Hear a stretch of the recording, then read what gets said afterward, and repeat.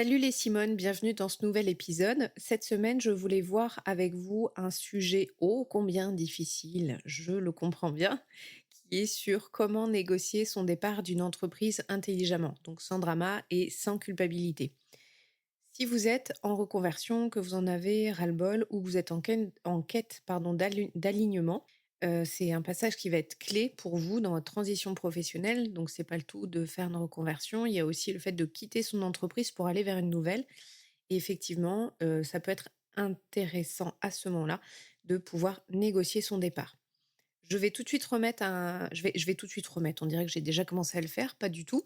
Je vais tout de suite mettre, une petite, astérix à ce niveau-là du podcast. Je ne suis pas juriste, je ne suis pas, avocat en droit du travail, je ne pourrais donc pas être, la personne la mieux placée pour, toutes les questions juridiques, de droit et cetera. Néanmoins, je vais vous donner tout ce qui est possible et en ma possession pour que vous puissiez repartir avec cet épisode avec des outils. Et pour la partie sur laquelle je ne vais pas être en mesure de vous apporter des réponses suffisamment étayées, j'ai prévu en fait de vous donner des ressources qui vont venir en appui pour que vous puissiez trouver des personnes ressources ou des points ressources. Donc si vous êtes prête, c'est parti pour, cette, nouvelle aventure ensemble d'une quinzaine de minutes. Donc sujet un petit peu moins glamour, on est d'accord, mais tellement important. Donc pourquoi négocier son départ, c'est important? Donc ça, c'est vraiment la première chose que je voudrais que l'on replace et qu'on repositionne ensemble. La première chose, c'est pour préserver vos droits. Voilà pourquoi c'est important de négocier votre départ, notamment, je pense aux indemnités chômage. Ça, c'est vraiment le premier point parce que ça va sécuriser quand même votre, transition professionnelle. Mais deuxième point, c'est aussi, parce que c'est important de laisser une bonne image professionnelle. Vous savez l'expression, «Les bons comptes font les bons amis». Partir proprement d'une entreprise, cordialement, proprement et dans une bonne entente, c'est quand même quelque chose qui est important et j'en viens à ce troisième tiret à l'intérieur, en fait, c'est parce que ça va vous permettre de partir sans traîner de casserole émotionnelle. Il faut pas, penser que partir d'une entreprise, c'est quelque chose de facile, même en cas de rupture conventionnelle. C'est toujours une épreuve, il y a toujours une phase de deuil. Ça n'est jamais quelque chose de simple, que vous entendiez bien avec votre employeur actuel ou pas. Il n'empêche que émotionnellement, on passe tous et toutes par des phases un petit peu complexes et c'est important déjà, de le savoir et de le prendre en compte. Donc partir sans traîner de casserole, ça me semble être aussi une bonne raison d'essayer de négocier son départ de manière, peut-être un peu stratégique et avec bienveillance, malgré tout. Donc on le sait, dans certains cas, il est bien entendu qu'il n'est pas toujours possible de négocier son départ et que la démission, ça reste la meilleure, solution. Ça, c'est OK, je l'entends, je le conçois, mais ma réalité de terrain me montre quand même tous les jours et me fait voir que, c'est une option qui est, trop souvent prise d'office par les femmes, plus par les femmes et d'office par les femmes, avec, souvent cette envie de dire: «Bah, je vais partir un peu sur un coup de tête», sans oser poser des conditions. La différence avec un homme, elle est plutôt là. C'est que les hommes peuvent partir sur un coup de tête, néanmoins, poser leurs conditions, ça leur semble un peu plus naturel. Alors que les femmes sont souvent dans le faire plaisir, harmoniser, ne pas heurter et du coup, l'approche qu'elles ont, c'est un petit peu de partir un peu la tête basse, en général. Et bah, moi ici, je vais vous parler, de stratégie et pas de fuite. C'est pour ça que je parle bien de négociation de son départ. Connaître ses options avant d'agir, ça me semble être la base de votre réflexion. Donc ce que je vais vous dire, c'est pas exhaustif, mais je vais vous donner le principe de base. Le principe de base, c'est que si vous démissionnez, vous ne pourrez pas, a priori, bénéficier de l'allocation chômage, puisque c'est vous qui êtes à l'initiative en fait de la démarche. Toutefois, il y a quand même des conditions où vous pouvez être indemnisé par France Travail suite à une démission. Pour information, la réglementation, elle est disponible sur le site France Travail, je vous mettrai le lien, mais sachez qu'il y a quand même 17 exceptions. 17, c'est quand même pas rien. Donc ça peut valoir le coup de voir si vous rentrez dans ce qu'on appelle le cadre d'une démission légitime. Je vais vous donner quelques exemples dans ces 17. Par exemple, sur le site France Travail, vous allez pouvoir voir que suite à violence conjugale ou création ou reprise d'entreprise, si jamais ça n'a pas fonctionné, sous condition, vous pouvez bénéficier de l'indemnité France Travail. Également, les démissions dans le cadre d'un projet de reconversion professionnelle, forcément, je suis plus à l'aise à vous en parler. Il peut y avoir plusieurs cadres de reconversion professionnelle, il n'y en a pas qu'une qui existe. Ensuite, vous pouvez avoir des démissions qui vont être liées à alors des abandons de poste, mais, je veux vous dire un grand mais, c'est quelque chose qui est, très régulièrement, remis à mal. Donc mon information, elle est bonne encore là au mois d'avril. Elle ne le sera peut-être plus d'ici quelques mois puisque c'est quelque chose qui n'arrête pas de bouger et qui revient quand même très régulièrement sur le tapis. Enfin, les démissions, qui peuvent avoir lieu, mais si vous avez une raison valable, vous pouvez demander à avoir un réexamen par l'instance paritaire régionale et donc ça, c'est quelque chose qui existe, c'est quelque chose que j'ai déjà fait, donc je connais bien le principe et effectivement, là, vous pouvez, sous certaines conditions, pardon, récupérer, votre bénéfice de l'allocation, chômage au bout de 4 mois, avec toujours cette idée de justificatif. C'est pas redemander une indemnité juste comme ça, c'est de prouver en quoi c'était, vous avez fait des démarches, il y avait des conditions et cetera. Là, je vous ai donné quelques exemples, de démissions qui ouvrent quand même le droit aux indemnités. Également, le fait de suivre votre conjoint ou votre conjointe, si la personne avec qui vous êtes a une mutation professionnelle qui nécessite un déménagement. Là aussi, vous rentrez dans ces critères de conditions pour ouvrir vos droits. Vous êtes en ce qu'on appelle une démission qui va être considérée comme légitime. J'ai déjà eu à rappeler à plusieurs reprises en bilan de compétences, surtout en début de bilan de compétences, parce que c'est souvent là où vous êtes, quand vous arrivez le plus en crise. Quand vous faites une période d'essai dans une nouvelle entreprise et que vous vous rendez compte que ce poste ne vous convient pas, sachez que si vous faites une rupture pendant la période d'essai, à votre initiative, c'est considéré comme une démission, donc vous n'ouvrez pas vos droits au chômage. Donc ça doit être à l'initiative de l'employeur. Et ça, c'est quelque chose sur lequel j'ai déjà dû interpeller 2 fois des bénéficiaires parce qu'effectivement, ils n'en avaient pas la connaissance. Maintenant qu'on a vu un petit peu tout ce qui est démission considérée comme, de bonne foi, on va dire ça comme ça. On va parler rupture conventionnelle parce que forcément, c'est le Graal. Si possible, c'est ce qu'on cherche à avoir, on le sait bien. Une rupture conventionnelle, c'est un accord à l'amiable. Ça va permettre à l'employeur et aux salariés de rompre d'un commun accord un CDI. Et je parle bien d'un CDI. Donc si vous êtes en CDD, vous ne pouvez pas le faire. Donc c'est une procédure spécifique qui doit être respectée. Alors elle n'est pas très processée, mais il y a quand même une procédure, notamment le fait qu'il faut qu'il y ait au moins un entretien. Respect de délai de procédure parce qu'il y a aussi une homologation qui est, à demander au niveau de l'entreprise à l'administration.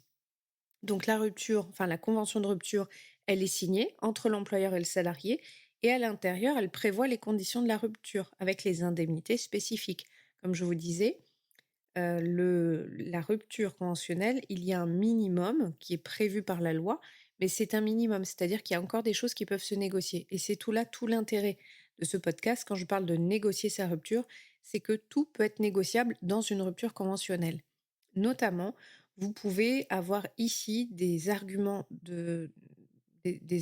qui vont intéresser l'employeur et revenir un tout petit peu après. Un petit rappel aussi, l'employeur n'a pas l'obligation de répondre à une demande de rupture conventionnelle. Donc je dis l'employeur, mais ça peut être le salarié aussi, mais c'est quand même rarement dans ce sens-là. Mais sachez qu'il n'y a aucune obligation à répondre. On m'a déjà posé la question en disant, mais si j'envoie en lettre recommandée avec accusé de réception, non, ils sont pas du tout obligés de vous répondre. Il n'y a pas de formalisme imposé à ce niveau-là. Donc c'est absolument au bon vouloir de l'entreprise dans laquelle vous êtes. Et il n'y a pas de préavis non plus qui est prévu dans le cadre de la rupture conventionnelle, c'est aussi un des éléments qui peut faire partie de la négociation. Vous devez donc convenir avec votre employeur, du coup, de ce fait-là, de la date de rupture du contrat dans le respect du délai de rétractation et du délai d'instruction. Comme je vous ai dit, il faut quand même que l'employeur aille faire valider aussi la rupture conventionnelle. Ça prend quand même quelques semaines. Je veux pas donner une date fixe, je pense que ça dépend, des régions et cetera, mais partez quand même dans l'idée quelques semaines. Je vous mettrai bien sûr toutes les sources pour aller plus loin sur France Travail ou sur le service public, sur l'espace particulier. Vous aurez toutes les informations complémentaires et nécessaires qui iront bien au-delà de ce que je vous donne comme première grille de lecture. Mais voilà, je voulais quand même, avant toute chose, que vous puissiez connaître vos droits et puis savoir que vous pouvez vous faire accompagner juridiquement. Et là encore, en fin de podcast, je vais vous donner quelques pistes.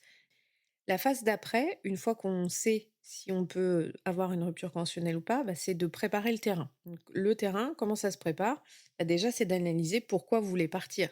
Qu'est-ce que vous voulez? C'est-à-dire, est-ce que vous avez besoin de plus de temps? Est-ce que vous avez besoin de plus d'argent? Est-ce que c'était une difficulté ou un manque de respect? Est-ce que c'est parce que vous avez des projets personnels que vous souhaitez mettre en œuvre? Donc, il faut que vous puissiez préparer votre argumentaire. Qu'est-ce que vous avez apporté à l'entreprise? Est-ce que vous y êtes depuis plusieurs années? Quelle posture professionnelle vous avez eue pendant toutes ces années? Est-ce que vous avez formé des gens, etc. C'est quoi également la politique de votre entreprise? Ne partez pas bien en tête, il faut absolument que vous puissiez voir, et la plupart du temps, c'est vraiment quelque chose qui peut se savoir assez facilement, la politique de l'entreprise en cas de rupture de contrat de travail. Est-ce qu'ils ont déjà validé des ruptures conventionnelles? Si oui, dans quel cas? Et quelles ont été les conditions négociées? Ils ne peuvent pas accepter toutes les ruptures conventionnelles, donc puisque c'est un coût quand même pour l'employeur. Donc si c'est quelque chose qui se pratique, normalement, vous devez avoir des informations ou la possibilité de récupérer des informations. Moi, je vous conseille vraiment de faire des enquêtes avec les personnes qui ont quitté l'entreprise pour savoir comment est-ce que ça s'est déroulé, par quelle phase ils sont passés, quelles négociations éventuellement ont été mis dans la balance. Il faut que vous puissiez anticiper de cette manière-là, en fait, tous les freins de votre employeur. Comment est-ce que ça peut l'arranger aussi, au niveau de votre départ? Comment est-ce que vous pouvez faire peser des choses intelligemment dans la balance pour avoir une discussion qui va être un petit peu plus d'égal à égal? Donc l'objectif, c'est vraiment que vous puissiez créer un climat qui va être constructif et pas conflictuel. Et enfin, sur donc la discussion, donc le fameux moment fatidique, au niveau de cet échange, donc on est bien d'accord, c'est pas entre deux couloirs, c'est pas entre deux portes et c'est pas sur un coin de table, c'est vraiment un temps d'échange où vous devez être posé, puisqu'il faut que vous soyez, vous, dans une situation aussi plus confortable, en tout cas le plus confortable possible, parce que bien sûr que c'est toujours un moment stressant, mais il faut quand même que vous soyez dans un endroit calme et dans une posture plus, ce qu'on appelle assertive. Une posture assertive, c'est vraiment cette capacité de faire respecter ses besoins tout en respectant les besoins de la personne ou des personnes qui sont en face de vous. Donc c'est le fameux gagnant-gagnant en fait. Donc pour ça, l'essentiel, c'est d'être le plus factuel possible. Revenez sur les faits, sur ce qui vous motive vraiment à effectuer cette demande. Je souhaite également, vous donner une phrase que je dis souvent en bilan de compétences, particulièrement aux femmes, c'est: «Vous n'êtes pas marié avec votre entreprise». Donc il n'y a pas de honte à avoir, à vouloir évoluer ou apprendre d'autres choses dans votre vie ou avoir d'autres projets de vie. On est d'accord que parfois ce sont des entreprises qui ont été, très positives pour vous, peut-être même porteuses. Pour d'autres, ça n'est pas le cas, c'est une entreprise dans laquelle ça s'est mal passé. Mais que ce soit d'un cas ou de l'autre, souvent il y a quand même cette gêne de vouloir partir. Mais en fait, ça fait partie de la vie d'une entreprise. C'est quelque chose qui est quand même tout à fait normal. Vous n'êtes sans doute pas la première, vous ne serez sans doute pas la dernière et le cas échéant, ça fait partie en fait du travail de votre employeur. Maintenant que j'ai fait cette, petite parenthèse, je reviens sur un petit peu la discussion en elle-même. C'est vraiment d'essayer donc de proposer une solution gagnant-gagnant. Par exemple, dans ce que je vous disais, tout à l'heure, il peut y avoir de la négociation sur, un préavis qui va être aménagé, une formation que vous pourriez faire ou une formation transmise à la personne qui va vous remplacer. On n'est pas dans le cadre d'une menace de: «Je vais arrêter de travailler si vous ne m'arrangez pas pour cette rupture co», puisque ça sert à rien, ça va vous disqualifier, directement. Par contre, ça peut être intéressant de dire: «Bah, voilà, je vais donner un exemple. Je sais que c'est une période, un peu de rush et qui est compliquée. Bah, moi, ce que je vous propose, c'est que ma fin de préavis, puisqu'en cas de démission, c'est juste le cadre légal, en général 1 mois, je dis bien en général. Donc là, vous pouvez dire: «Bah, voilà, moi, ce que je vous propose, c'est que je reste encore pendant 2 mois, comme ça j'éponge la période de rush et en même temps, ça vous laisse le temps de recruter et que je forme mon ou ma remplaçante sur mon poste». Est-ce que cette solution vous paraît plus arrangeante et plus confortable pour vous et pour le reste de l'équipe? Également, j'ai déjà eu le cas, si vous avez des personnes, enfin des recommandations de bonnes personnes, que vous connaissez qui pourraient prendre la relève après vous. Si vous êtes une professionnelle avec une bonne réputation, il y a de fortes chances qu'ils y voient un intérêt sur le temps gagné pour ne pas faire le recrutement et la qualité de la prochaine personne qui serait susceptible de vous remplacer. Donc ça, c'est quelque chose aussi qui peut se faire, de proposer éventuellement des personnes pour vous remplacer ou passer une liste de noms de gens potentiellement intéressés et ou intéressants pour l'entreprise. Ça peut aussi peser dans la balance. Dans le type de phrase un petit peu, parce que des fois on me demande un peu la manière d'aborder, parce que c'est un petit peu comme tout, il faut faire un petit démarrage et après ça va, mais bah, une petite astuce, ça peut être de dire: «Bah, voilà, j'ai un projet qui me tient à cœur. J'aimerais qu'on trouve ensemble une sortie qui soit respectueuse et qui soit bénéfique pour vous comme pour moi. Est-ce que vous seriez, disponible pour en échanger, à votre convenance selon votre calendrier?» Voilà. Donc c'est une proposition, mais au moins c'est quelque chose qui peut vous permettre de démarrer, de lancer déjà un petit peu le la discussion et le débat. Et enfin, je vais aborder avec vous un dernier point qui va forcément arriver pour certains d'entre vous parce qu'on n'est pas dans le monde de oui-oui et c'est pas toujours positif ni facile pour tout le monde. Le fameux et si ça bloque. Bah, si ça bloque, donc déjà, j'ai plusieurs conseils à vous donner. Le premier, c'est laisser du temps. Souvent, la première réaction, c'est une réaction défensive. Comme je vous ai dit, un, ils peuvent pas accepter toutes les demandes et deux, ils n'ont pas forcément toujours au premier regard comme ça, ils ne voient pas toujours l'intérêt pour eux de négocier une rupture conventionnelle. Donc il faut aussi leur laisser le temps, ils peuvent être surpris aussi par ça, puis c'est forcément toujours quand même une certaine logistique pour eux à gérer.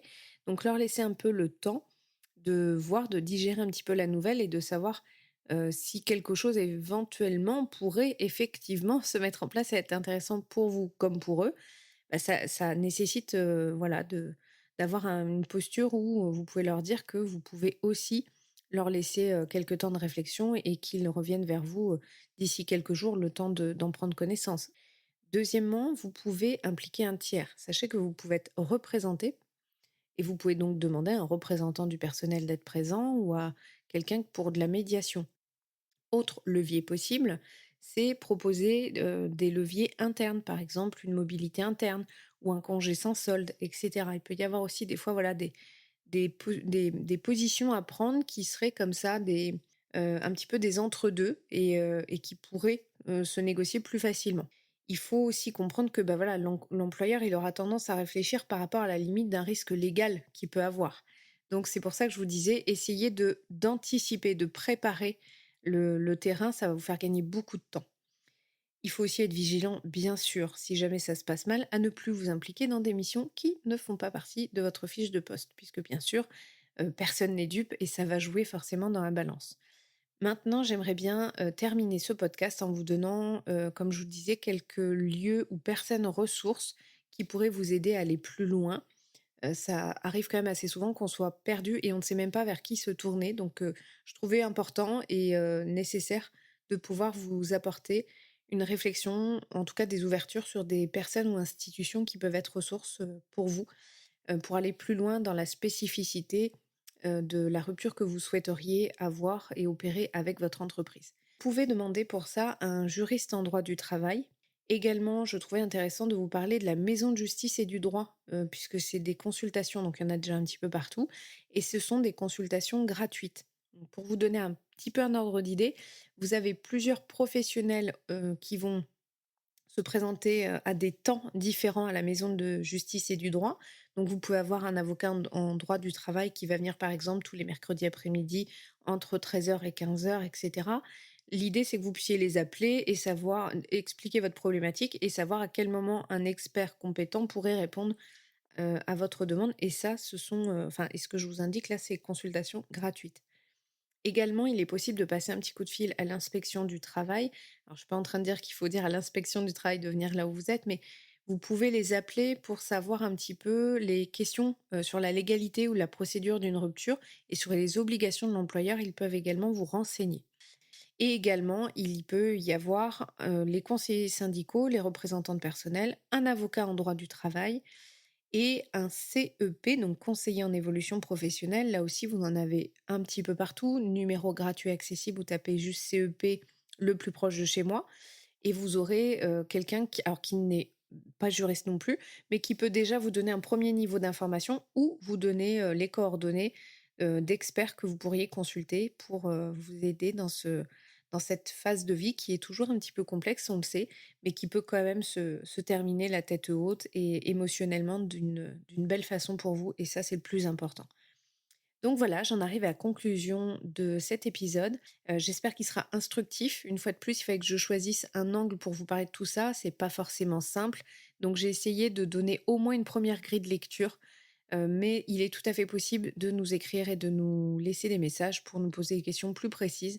Et j'essaierai d'y répondre. Également, j'ai un projet de pouvoir interroger des personnes et interviewer des personnes en ressources humaines. Donc j'irai bien plus loin avec ces invités dans des épisodes à venir, bien sûr. Petit challenge du jour pour finir sur une petite touche que j'apprécie sur le podcast. Comme je vous disais, partir, c'est pas fuir. Donc, c'est parfois le geste le plus courageux et le plus aligné que vous puissiez faire. Que la force soit avec vous, j'ai envie de dire, jeune padawan. Et sinon, en attendant, le petit challenge, ce serait de vous dire, bah, OK, comment est-ce que je peux préparer mon départ? Bah, ce serait de noter 3 choses que vous voulez vraiment dans votre futur professionnel et une action que vous pouvez faire cette semaine pour ouvrir la porte à un départ, comme je le disais en début de podcast, entre guillemets, «intelligent». Je vous souhaite une très belle semaine et je vous dis au plaisir de vous retrouver très bientôt pour un prochain épisode. Bye bye, bonne semaine.